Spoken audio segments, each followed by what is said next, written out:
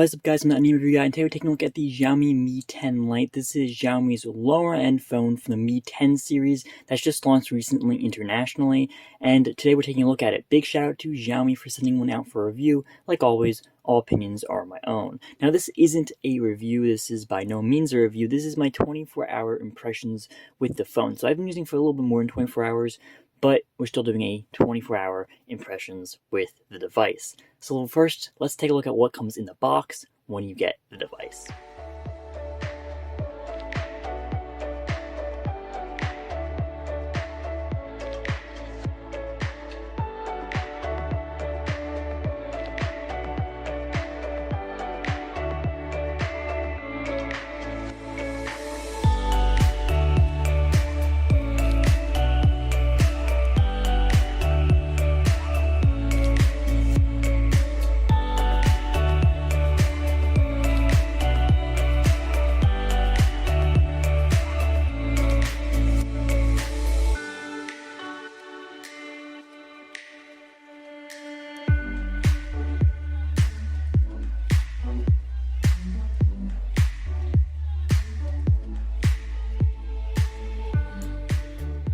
Okay, so now let's take a look at the phone. This is the Xiaomi Mi 10 Lite, and as you can first see, when you turn on the phone, you do have this nice, big, bright 6.57-inch AMOLED display, and you're going to really like this display. It actually gets very bright, and it gets, the colors look good, everything looks good on this display, which is one of the big things about, lower-end phones. This phone does come in at around $400 or so when you convert it, right? And the big thing with lower-end phones is that the displays aren't always good. This is a flat display. I love curved displays. I really like the curved display on the TCL 10 Pro, which also came in at like $450.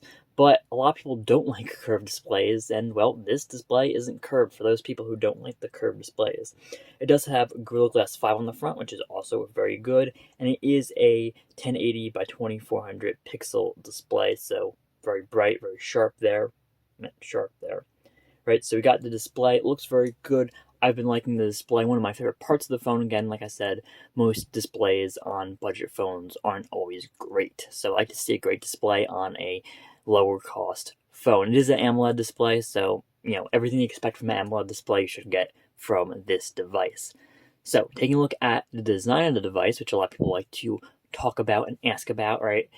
It does have a fairly good design, with the one downside that's not necessarily really a downside depending on how you look at it. We're talking about plastic here, right? The back is plastic. The frame is also, I believe, plastic, has that plastic feel, so I'm going to assume it's plastic as well. But the design actually looks really good. You get this nice black finish, which looks pretty awesome. You do get fingerprints. It is a glossy back, so you do get fingerprints. The cameras are in a square camera pattern that we're seeing much more frequently now. Of course, we first saw this kind of like square camera array on the Mate 20 Pro. We do see a somewhat similar arrangement, and that's kind of where we first start seeing that square pattern on the phones. And of course, they've only become more popular in the past year, and we're seeing a lot more of them. It doesn't look bad. Some people are going to take a while to get used to it because it is a very different design, but it's not bad. You guys shouldn't hate it. So, the overall design is pretty sturdy on this device. I've been using it in its included silicone case that you get with a lot of the phones that are at this price point. International phones, not in the US. You don't see many of these. So this is the phone, like I just said. Everything is great with the software so far, no bloatware for the most part. Of course you get some pre-installed Xiaomi apps on the phone, but not much bloatware to begin with on the device, which is good. Of course it's unlocked, so you don't expect much carrier bloatware on the device, other than some bloatware from the manufacturer. Sometimes manufacturers put a lot of bloatware. Of course, there is a lot of different apps from the manufacturer, including some apps that are not actually from the manufacturer.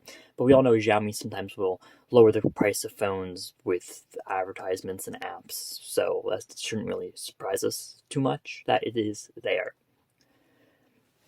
So like I said, I've been using this phone for approximately a little more than 24 hours, and I've liked it so far. More stuff that you get on this phone is the USB Type-C, so that's pretty standard at this point with any phone. Some budget phones will still include micro, but this is standard with any phone. You get the mono speaker down there. I believe you can do stereo on this phone. I haven't tested that yet. With the speaker up here, you get your headphone jack, always nice plus, and a IR blaster. Right, that's an IR blaster. Yeah, IR blaster. I know I read about it having an IR blaster, so I was just making sure.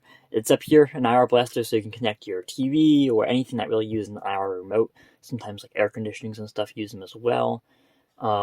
And you can kind of use that with anything that uses an IR remote, so you can kind of forget about your remote or control it with your phone, even if you don't have your remote on you. It does have a in-display fingerprint sensor under the display, so you're good on that front, and it is fast enough. It's not super fast, like it's not the fastest I've seen. Okay, it's not the fastest I've seen, but it is fast enough for daily use. I like it. It works great. Take a look at the cameras. I do have a few picture samples. They are fairly good. They do saturate stuff a little bit, like this green plant over here is a little bit more green in the photos that I take on this phone, but the cameras overall, for the cheaper price package, they look good. So in total, the camera is pretty good. You do get a 48 megapixel camera option for higher light photos, right? So if you're in better light, you can use the 48 megapixel option to get a much sharper photo than with other phones that don't have the option, right? A lot of phones do at this point, especially in the international market. A lot of the phones do have a higher megapixel option, but you do have to have a higher light situation to take advantage of it. So all in all, the camera is not bad. I'll throw some photo samples up right here so you guys can take a look at some of the photos I've taken. Video is, pretty average for video. It's not terrible, but it's not like super awesome. It works. So let's talk about some other things about this phone that I have liked and some complaints that I do have. So it is running Android 10 with the MIUI skin, MIUI 11 on here, right? Not a big deal in my opinion. I don't hate different versions of Android. I don't hate different operating systems at all, actually. It does take some time to kind of get used to them and how this company takes the idea of what they want to do instead of, other companies. But once you get used to them, when you jump between different phones, right? Once you get used to them, you don't really hate any different versions. There's little things that you might not agree with the companies doing on their version of Android, but there's always something that you don't like on any manufacturer's version of Android. This has always been what I've at least thought of phones that have different versions of Android, right? Some people really don't like MIUI 11, MIUI in general, but I don't see a problem with it personally. But again, maybe you're not the one who likes it. So this phone does have 64 gigabytes of RAM, 64 gigabytes of ROM storage, 64 gigabytes of storage, and 6 gigabytes of RAM. 6 gigabytes of RAM is pretty generally standard for a phone, an Android phone. Specifically, it's not like super high, like 8 or 12 gigabytes of RAM, but it's not bad, and you're going to have a phone that runs perfectly fine with that. But what I am disappointed about on this is 64 gigabytes of storage, general storage and memory, and no expandable SD card slot. It's not rare to not have an expandable SD card slot. In fact, a lot of phones now don't have an expandable SD card slot, but the 64 gigabytes of storage is kind of low in my opinion. I would love to see 128 gigabytes of storage on this thing. The TCL 10 Pro has 128 gigabytes storage, and I kind of think that like 128 should be a very minimal standard. Not all flagships have 128 at this point, and mostly I'm looking at Apple with the iPhones. They don't put 128 on their phones for some reason, but I wish this phone did have 128. 64 could be fine, and for many people might be fine. Personally though, 128 in my opinion would have been the way to go. So if you do want 128, you can upgrade to the 128 or 256 gigabyte option, and the 256 gigabyte option seems like it has 8 gigabytes of RAM, which is nice if you want that RAM increase. So this also has a 4160 milliamp hour battery, right? That's a pretty large battery. It's not, 4500 or whatnot. It is at the lower end if you're talking about a flagship, but since this is a budget phone, this is not a bad battery, and this should get you at least one whole day of usage. That would be standard. For me, I've been using it as a secondary phone because it is a GSM model, and I use Verizon. I've been using it as a secondary phone, and it's lasted me easily over one day. But for someone who's using it on their carrier and constantly using it connected to a network, they might not see that over a day usage and probably closer to a day's worth of usage with this device.